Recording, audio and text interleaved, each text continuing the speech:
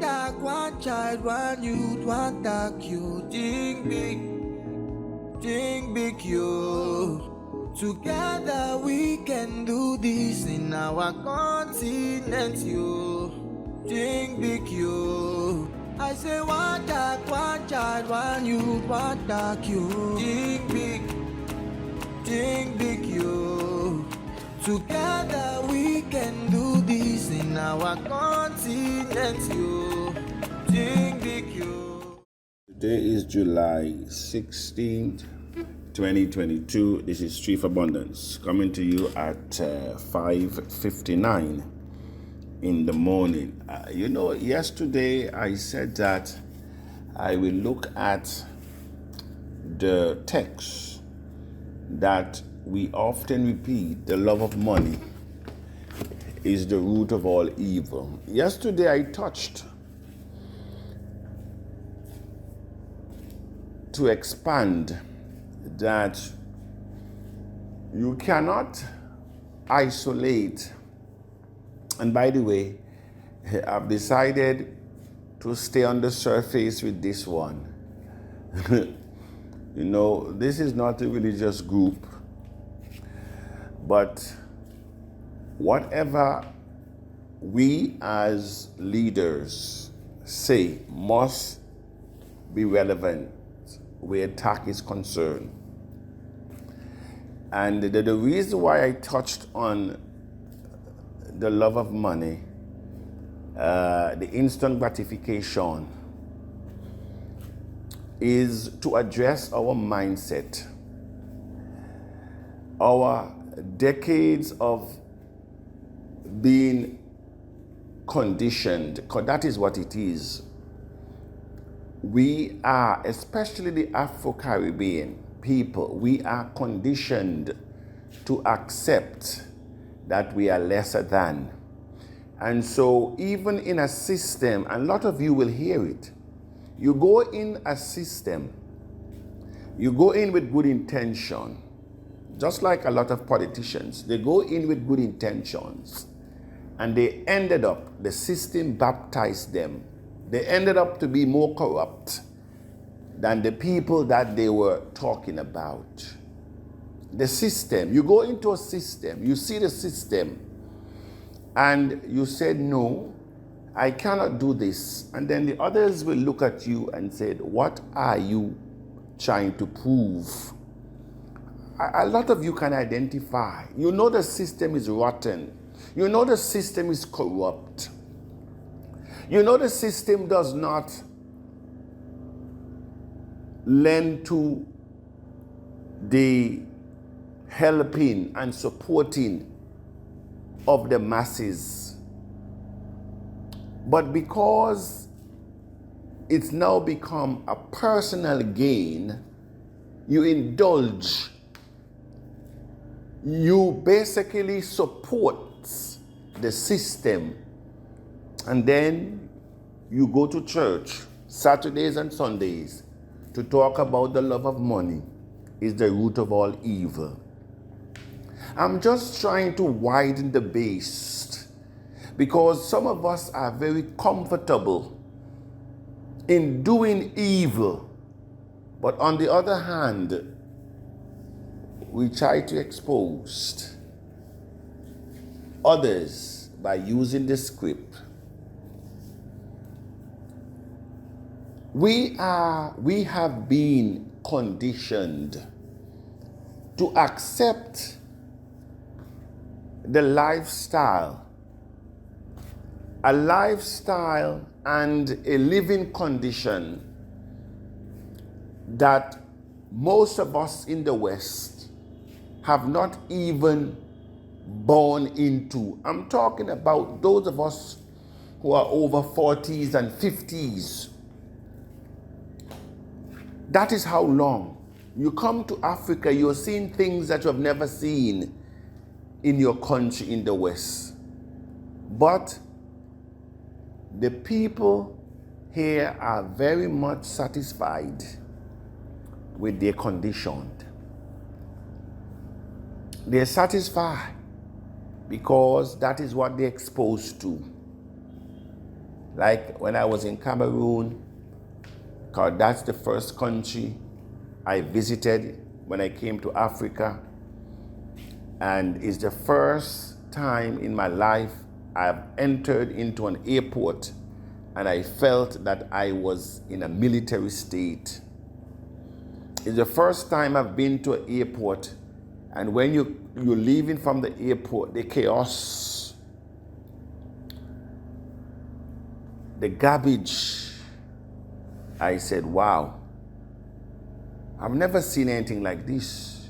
So I said, wow, welcome to Africa. And so we're very happy and satisfied when I see the ladies doing their marketing, selling their produce, their food, basically in the midst of garbage, and they're very comfortable. The stench is unbearable, but they're there anyway, being normal. They have been normalized, they have been conditioned to accept their condition as norm. And so, as a result of that, we approach everything on the surface, as I am doing now. Because I can't go deep with this one. I will scatter my forum. I'm telling you now.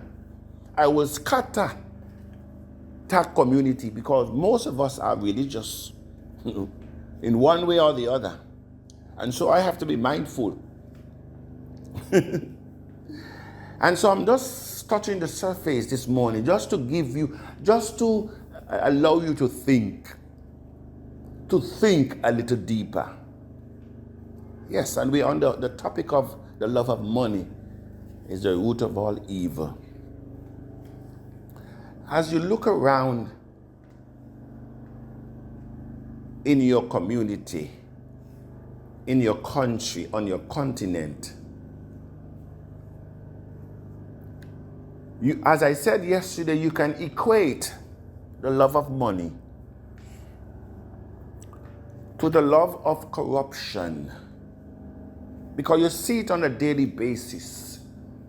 In every department in government, there's massive corruption.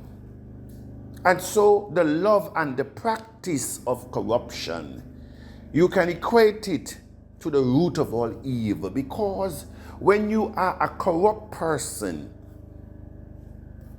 it means that you're robbing your country, you're robbing the opportunities that your children should have. You are robbing the next generation. Isn't that evil? I'm talking about the love of corruption and the practice of it and the personal benefits that some of you are getting.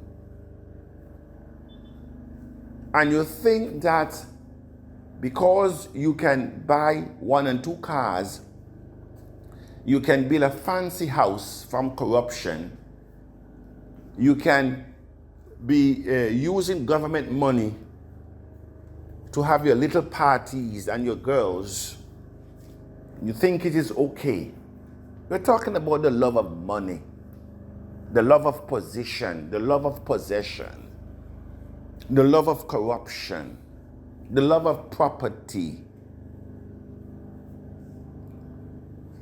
Because it's not the property, it's not the money, it's not the position, it's not the possession, as I mentioned yesterday, but when it's in your possession, what do you do with it? Because some of you do not love money, but the money that you have, you are using it to bewitch people. The little money that you have, you're going to the Obeah man. The little money that you have, you're flying here, flying there, trying to create ills to your own brothers and sisters.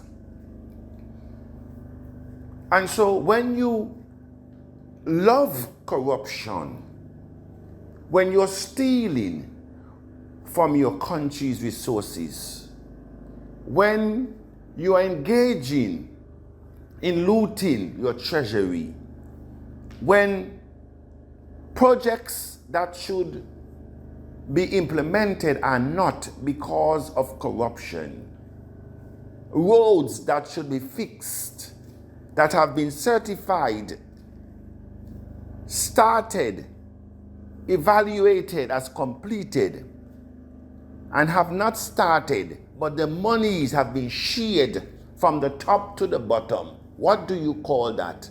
And then you go on the roads, and because they are not properly paved, because you have potholes, sea and oceans in the road, you have to be navigating. And the level of accidents, the level of lives that the roads here in Africa would have taken. You're talking about the love of money. The hospitals, the healthcare system, the medication, proper staffing of your health facilities, you cannot do because the love of corruption. And so your citizens are dying for medication that are not available, that dogs and cats have access to the West. We're talking about basic healthcare system, clinics in your community that are equipped with the necessary equipment and staffing and the basic medication. They're not available. We're talking about the love of corruption and how we can deprive, how we can shorten life, how it can stifle progress.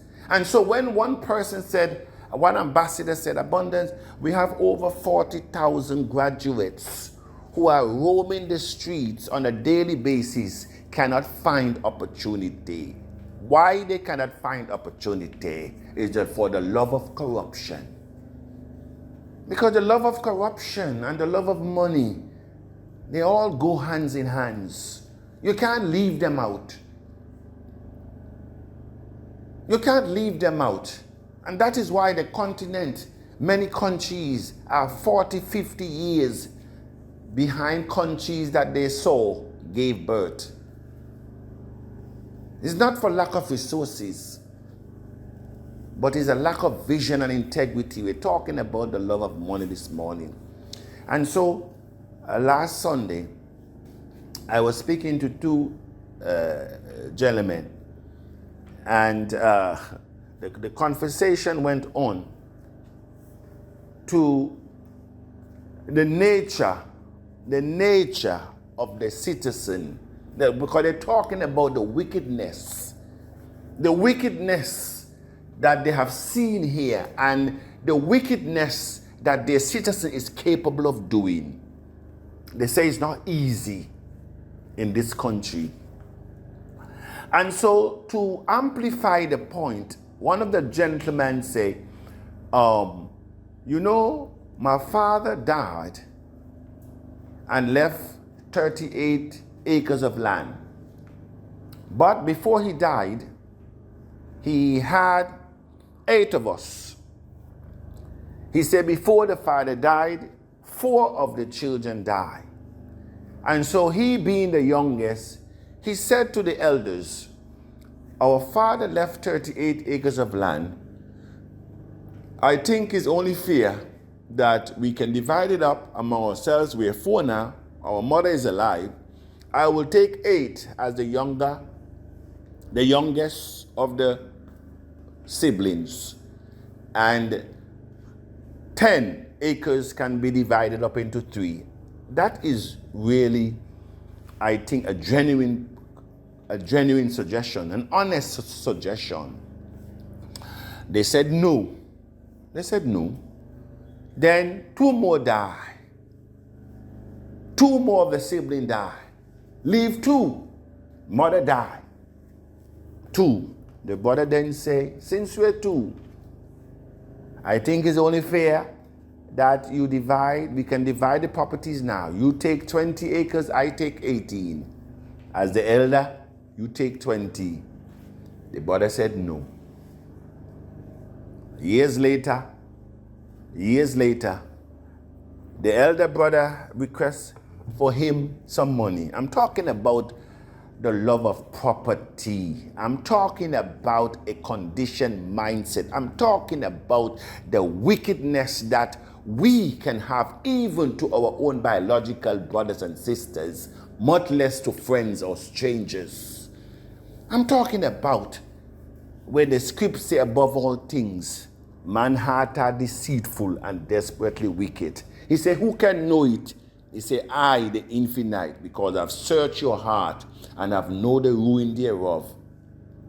And that is why I know many have tried to tamper with abundance. Many have tried to tamper with abundance. It's not today because of my correctness. But every time you go, and I'm just giving you, those of you who will go, you will get the same result. If you touch abundance, you touch yourself, not only yourself, but your families. And whatever you do to him, expect to get 1,000-fold return unto you.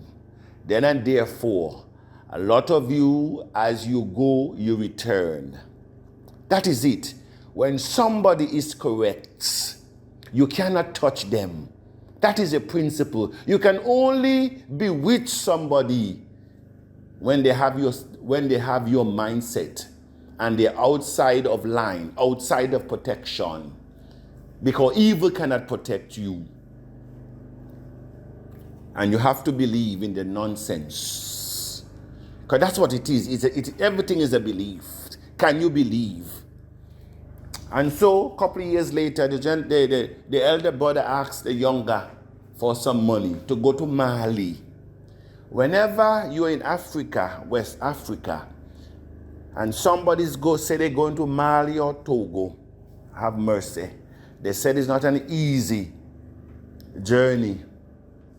Because most of the time, the journey is evil. And the brother say, help him to go to Mali. When he went to Mali, one gentleman called him from Mali, the younger brother, and he said, are you X? He says, yes, I am. Well, your brother is here. And he is requesting that I turn you stupid. He is requesting that I turn you crazy because of your father's property. I'm talking about a brother that gave him money, say he's going there on business. But he went there to turn his brother stupid. And the individual told the brother that what you came here to do, I cannot. Because if I do, it will also affect you equally. If I touch him, I have to touch you. If I turn him stupid, you too will be stupid. If I kill him, you too will be killed. And so he returned back home, apologizing. But, you know, the script is very funny, because a lot of us believe because he did not carry out his plan, that he did not sin, or it's okay. It's not the physical act when it happens. It's the thought. Once you think of it, you already committed the sin. The sin that you now see is just a manifestation of what has already been confirmed. It's just like prayer. When you pray for something, that's why I always say to you that TAC is already finished project. You don't need to see it. You don't need to see it. When you see it, it will be the manifestation of what would have already happened in the spiritual realm. Because before it can become physical, it has to first be spiritual. Anything you do in life, there's nothing escape that. Everything gave birth on a spiritual realm. That's why I said to you that money is a spirit. Position, possession, wealth is a spirit. Everything you do before it comes physical. And so he went back home, lapping his tail, apologizing. About a month later, the younger brother visited him.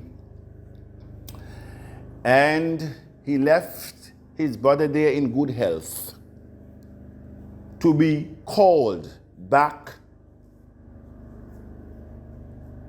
less than 24 hours to say he was crossing the road and a vehicle picked him up and he's dead. The same one that went to Mali to silence his brother over property that does not belong to him. Does that sound familiar? Because that is what have a lot of us as Afro-Caribbean divided over family properties.